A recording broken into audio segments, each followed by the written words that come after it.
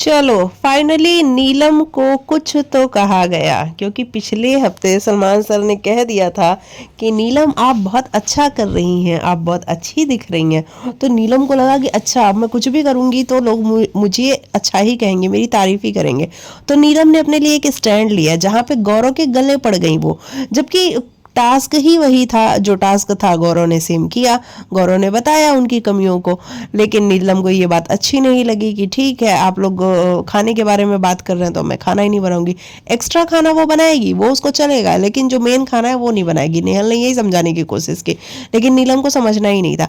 तो सलमान सर आज वही बता रहे हैं कि आप हो एक वीक कंटेस्टेंट और वो पूरे घर वालों को समझ में आता है, दिखता है। आप क्या कर रही हो घर के अंदर, आप गौरव के गले क्यों पड़ गई? आपको तो पढ़ना ही नहीं था गौरव के गले, लेकिन आपको लगा कि गौरव के गले पड़ जाऊंगी और मैं दिख जाऊंगी।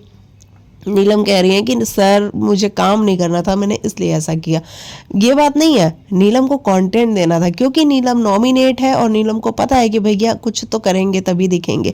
क्योंकि तान्या के पीछे पीछे रहने के अलावा, तान्या को डिफेंड करने के अलावा वो और कुछ घर के अंदर करती नहीं है, सिर्फ उसको तान्या की बातें सुनती है। हालांकि पता उसको भी है कि तान्या जो भी कर रही है वो बकवासें कर रही है, सिर्फ और सिर्फ फेक रही है, लेकिन फिर भी उसको तान्या के साथ रहना है और अपनी फ्रेंड से प्रूफ करनी है और उसको दिखाना है कि किस तरीके से वो बड़ी अच्छी फ्रेंड है। मतलब तान्या जितना गलत मालती के लिए बोल रही है, नीलम उसकी हर हाँ में हाँ मिलाती है। तो इस तरीके से नीलम की जो है सलमान सर ने क्लास लगाई है कि आप गौरव खन्ना के गले जो पड़ी थी, यहाँ आप ही गलत नजर आ रही थी, गौरव नहीं गलत नजर आ रहा था, क्योंकि टास्क ही वही था। गौरव ने तो परफॉर्म किया, लेकिन आपको मिर्ची लग गई और आपको गौरव के गले पड़ना था।